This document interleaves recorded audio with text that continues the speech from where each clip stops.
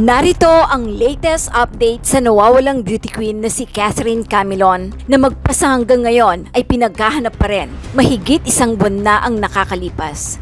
Nababagalan na umano ang pamilya ni Catherine Camilon sa aksyon na dapat gawin ng mga otoridad kay Police Major Alan De Castro, ang itinuturong pangunahing suspect sa pagkawala ng kanilang kaanak na guro. Hiling ng pamilya Camilon na tutukan ang kasong ito ng mga otoridad para sa madaling panahon ay lumabas na ang katotohanan at mailabas na rin si Catherine Camilon umapanagot ang mga may sala at madiin ang mga taong nasa likod nito. Dahil ito ay magdadalawang buwan na, ngunit hanggang ngayon ay wala pa ring malinaw na resulta sa kanilang pag-iimbestiga. Inireklamo ng kaanak ng nawawalang beauty queen contestant na si Catherine Camilon ang patuloy na paggamit ng cellphone ni Police Major Alan De Castro. Kaya ito ay pinag-aaralan na ng Police Regional Office Calabarzon ang pagbawalang gumamit ng cellphone si Major Alan De Castro. Matatanda ang November 22, 2023 nang unang magkaharap ang pamilya Camilon at si Police Major Alan De Castro ang itinuturing na mastermind sa pagkawala ni Catherine Camilon. Dito napansin ng ina ni Catherine ang malayang paggamit ng cellphone ni Police Major Alan De Castro. Nito lamang November 6, muling nagkaharap ang dalawang kampo para sa hearing ng administrative case laban kay De Castro. Ngunit pansin pa rin umano ng pamilya Camilon ang tila umano'y walang aksyon sa kanilang unang hiling na pagbawalan si De Castro sa paggamit ng cellphone. Umaasa naman ang kapatid ni Catherine na si Chinchin Manguera Camilon na agad nilang maaksyonan ang kanilang hiling. Siyempre yung inaasahan ko na mangyayari ay yung madiin siya sa kung anong ginawa niya kasi kami po mismo yung nakakakita kung ano ng ebidensya na siya po talaga yung mastermind po sa pagkawala po ng kapatid ko. Sana umamin na siya sa kanyang ginawa. Samantala, matatanda ang naipasa na sa piskalya noong November 23 ang mga karagdagang ebidensyang nakalap sa abandonadong pulang SUV na ayon sa mga saksi ay pinaglipatan sa dugoang si Catherine. Umaasa ang pamilya Camilon na sa mga karagdagang mga ebidensyang naipasa ay mas madidiin sa reklamo ang mga suspect. Ayon sa Police Regional Office Calabarzon ay pinag-aaralan na ang hiling ng pamilya Camilon na maalisan na ng pribilehyo sa paggamit ng cellphone si De Castro. Unang-una, baka ang connotation natin naman is parang nakakulong na talaga as in parang yung mga suspect natin. But sa restricted kasi, yung ano lang niya, yung galaw lang niya. Titingnan po natin kung ano po yung pwede nating gawin sa regarding po sa feeling nila po na nakakagamit pa po si Major De Castro ng cellphone. Umaasa ang pamilya Camilon at otoridad na mabibigyan ng linaw sa isinasagawang preliminary investigation sa December 19 at January 9 ang reklamo para maiakyat na ito sa husgado. At ngayon ay papalapit ang December 19 kung saan malalaman na kung tatanggapin ng husgado ang reklamo laban sa mga suspect sa pagkawala ni Catherine Camilon at ang susunod na aksyon na gagawin ng pulisya kay Major Alan De Castro. Narito naman ang mga samut-saring komento ng mga patuloy na sumusubaybay na netizens sa kasong ito ng nawawalang beauty queen na si Catherine Camilon at ni Police Major Alan De Castro. Mula kay Amor 2263, dapat kunin ang sipi ng pulis na yan. Baka naman andun lahat ang mga evidence na si pulis nga ang mastermind sa pagkawala ni Camilon o di kaya ipalay detector siya at ang asawa niya para mapadali ang pag-solve ng kaso na yan. Mula kay Roberto Paz, kung kinuha agad ang cellphone ni Major, madali niyong natapos ang kaso. Tulad ng mga ginagawa nila sa mga pangkaraniwang mamamayan dahil marami ang makukuha nilang evidence sa cellphone ni Major.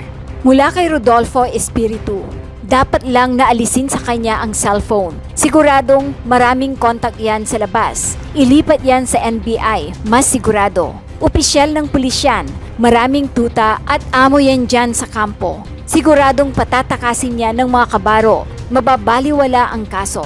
From Amy Cristo Ferry, tama naman si Senator Raffy. Dapat nakaselda yan. Walang special treatment. Kasi kung di siya nakaselda, unfair sa iba yan.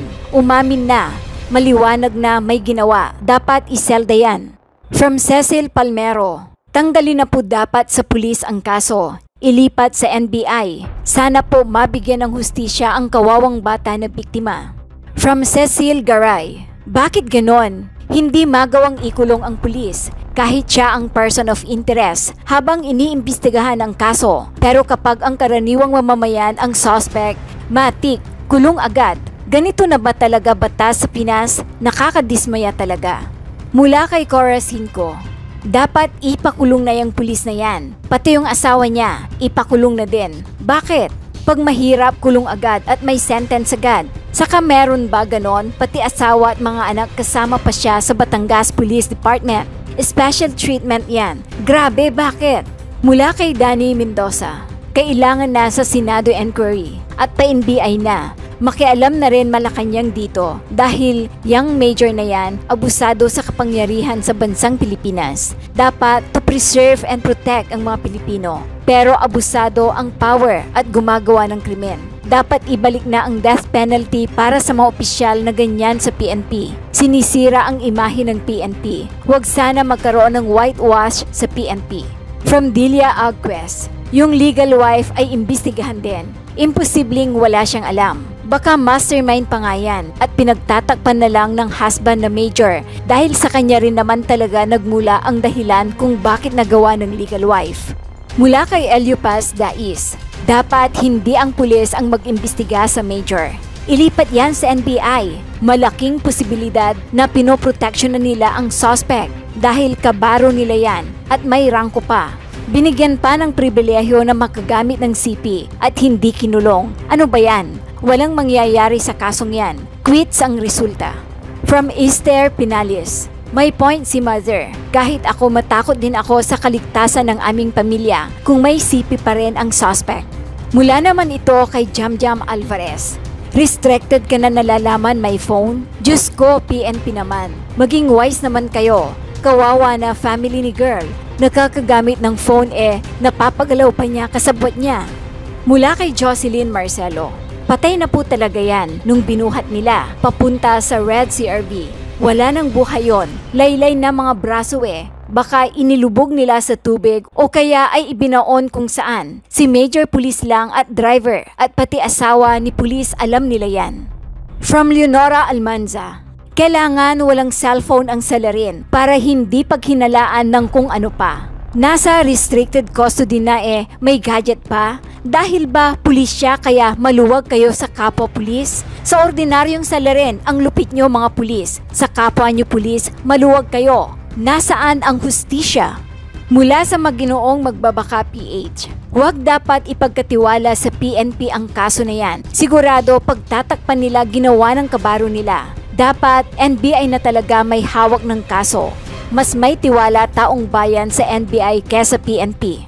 Mula kay Marcos Evangelista, unahin muna yung primary case ng major na iyan na adultery, which is a clear violation of PNP rules para matanggal na sa service thoroughly, para yung influence and clout within the force mawala.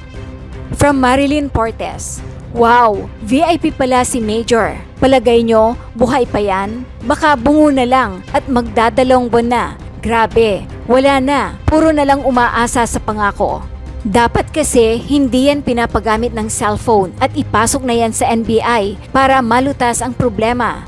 Nakakaawa ang family ni Catherine. Sana ilabas na si Catherine. Walang awa. Sana gawin din yan sa family nila. From Munena Santiago, kahit nasa loob ng selda, kung nakakagamit pa rin ng cellphone, kumikilos pa rin galamay niyan. Siyempre, major pa. Mula kay Prices, alisan sana ng cellphone dahil nakakapagdikta pa yan ng dapat mangyari. Mahiwaga si Major dahil sa CP. Mag-subscribe at i-click ang notification bell para sa mga susunod na video updates. Maraming salamat po.